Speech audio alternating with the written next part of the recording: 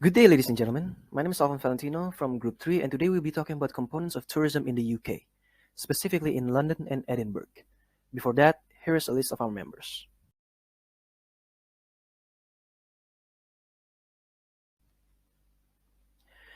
There are actually 8 components, but we are only going to talk about 2 of them, accommodation and food and beverage. First of all, we need to know what accommodation and food and beverage means. According to Oxford Dictionary, accommodation simply means temporary lodging. A few examples of accommodation includes hotels, motels, and inns. On the other hand, food and beverage is an industry where companies are involved in the processing of raw food until its distribution. But we are not going to talk about the production. Instead, we are going to talk about the service, which broadly means preparing, presenting, and serving of food and beverage to the customers. Examples of which include restaurants, pubs, and bars. Now, why are they components of tourism? Well, personally speaking, as a human, when we're planning to travel for a long period of time, we're going to need a place to rest, eat, and drink. Those are the basic necessities for humans to survive.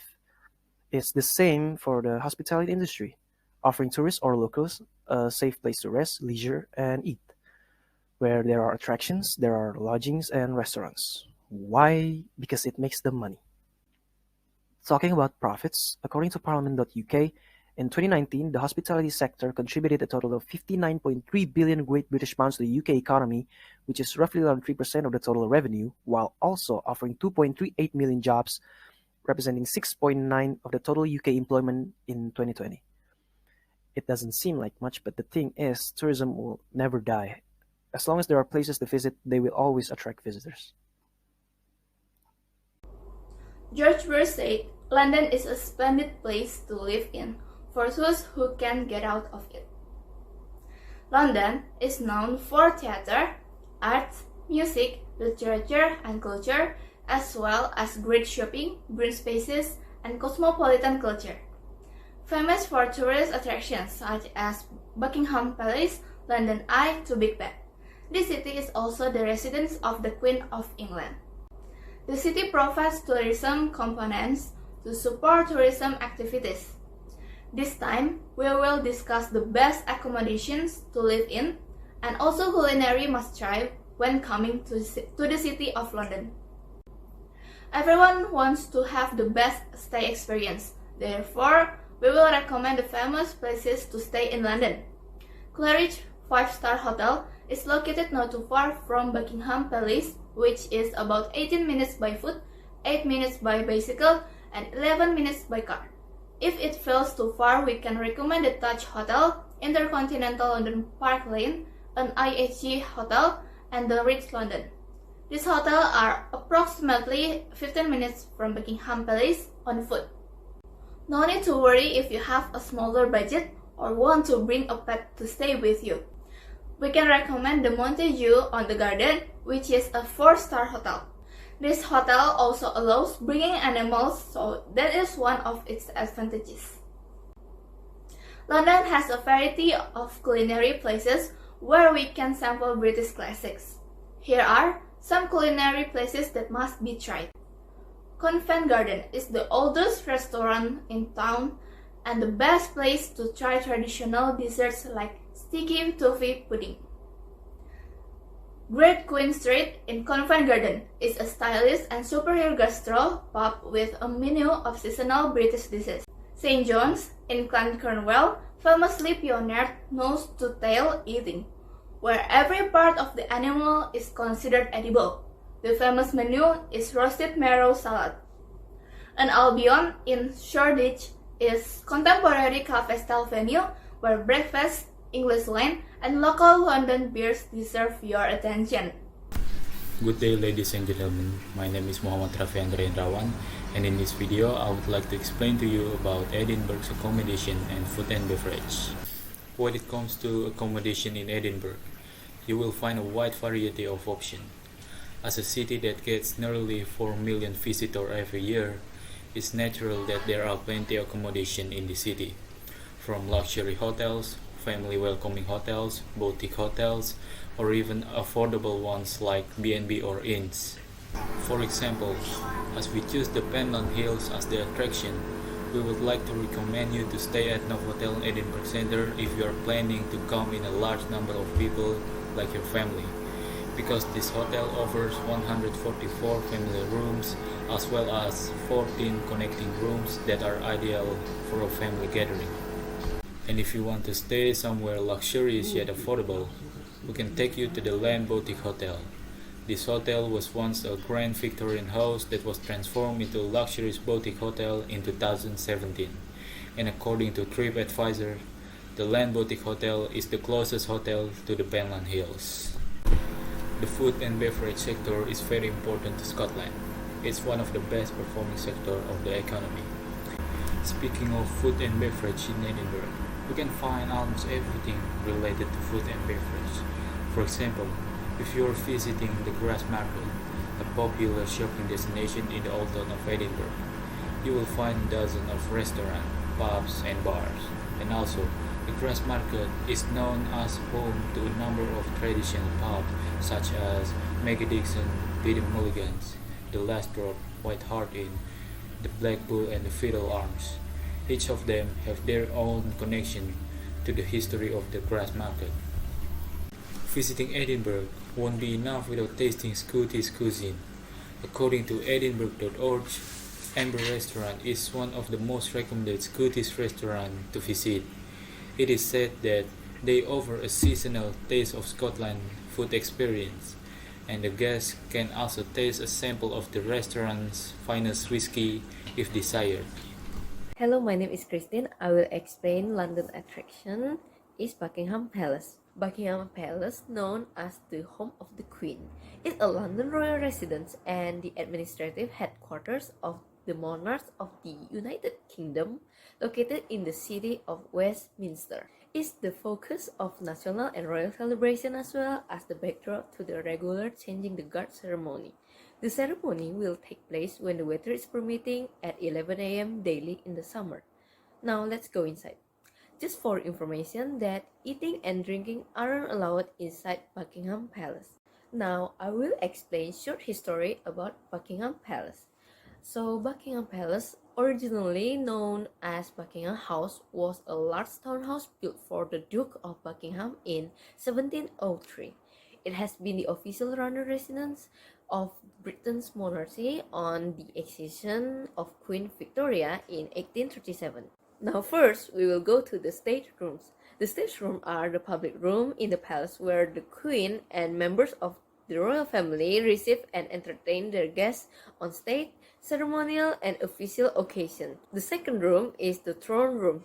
We can see that in the central to the room is the pair of throne chairs were used for the coronation ceremony of the Queen in 1953. There are also chairs made for the coronation of King George VI and the single throne chair made for Queen Victoria. Next, we are in the ballroom. This room was completed in 1855 during the reign of Queen Victoria. Today, the ballroom is used for official purposes including investitures and state banquets. Now it is the music room. This room was completed in 1831. The interesting fact is that the room has not been changed since it was built, and the Queen's three eldest children were all baptized here. The last is the picture gallery inside Buckingham Palace. Here we can see a new selection of some of the most famous paintings in the royal collection. There are portraits of Queen Victoria and her family. The interesting fact about this palace is that the Queen Victoria was the first monarch to live at Buckingham Palace, and each room here filled with furniture, painting, and objects that follow with a story.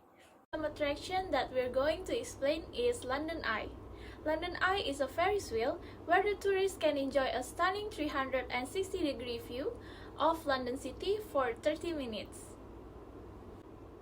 Here are some facts about the London Eye. The London Eye is also known as the Millennium Wheel. It is 135 meters high, so it's considered as the tallest cantilevered observation wheel in Europe. From the capsules, tourists can also see other famous tourist attractions in England, such as Big Ben, the House of Parliament, and also the Buckingham Palace. very clearly because the London Eye is the highest viewpoint in London, which can almost reach all places there. It's also the most popular paid tourist attraction in the United Kingdom. London Eye has over 3 million visitors annually.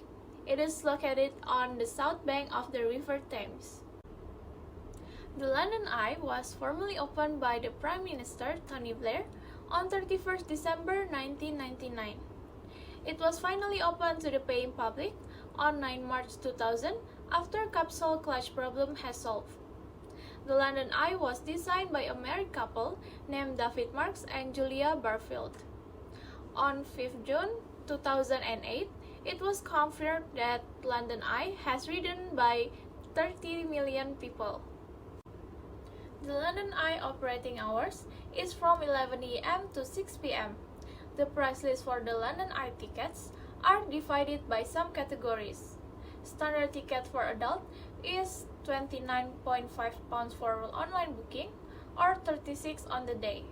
Family standard ticket, minimum 1 adult and 2 children, is £26 per person. Fast track ticket is £39.5 for online booking or £46 on the day. Some VIP experience offers, such as campaign experience from £50 per person, pool pot on exclusive weekend for £60 per person, private pot from £625 per pot, and cupid pot from £470 per pot. There are 2 ways to visit the London Eye if you're going to use public transportation. First one is by bus via line 211, 77, 38 or via the Ervina line. Second one is by using underground train, that also known as underground or tube. Look for the nearest subway station, such as Waterloo Station, Embankment Station, Westminster Station, etc. to make it easier for you to reach the London Eye attractions. Good morning, everyone. My name is Gabriella Ervina, and today I'm going to do a presentation about the Pennant Hills Regional Park in Edinburgh. The Pennant Hills Regional Park is a park for foreign and local tourists who are interested in the wild and avoiding the crowded cities. The park is managed by the Edinburgh, Midlothian, and West Lothian City Councils. The distance from Edinburgh to the Pennant Hills is 53 minutes and can be via the Floderstone Visitor Centre, Harlow House Visitor Centre, and Bonally Country Park. This park has an area of 9.160 hectares, and every year the visitors reaches 600,000 from various circles, such as foreign tourists, student groups, local visitors, and etc. And what is more interesting in this park is the tourists can do many activities, such as camping, fishing, cycling, horse riding, visitor centers at a Harlow House, walking with pet, orienteering, skiing, alpaca walks, pony trekking, golf, swimming, SUPs, and kayaks. Harlow House is located next to Harlow Reservoir on the western side of the regional park and accessible through the villages of Carey and Balerno, and also has available facilities at Harlow House as a visitor center, such as car park, 24 hours accessible toilet, but this may close on nights for security reasons. Displays and information about the regional park, wildlife camera, wildlife garden adjacent to garden with picnic tables, pond, and examples of good practice for creating your wildlife garden. And the last one is activities for children. And if you are in the Pennant Hills area, this is a map to make it easier for visitors not to get lost. Thank you for Miss Andari and the audience who took the time to watch our presentation from Group 7 as a virtual tour of the United Kingdom. Hopefully, this presentation will be useful for you if you are going to visit the United Kingdom. Thank you and have a nice day.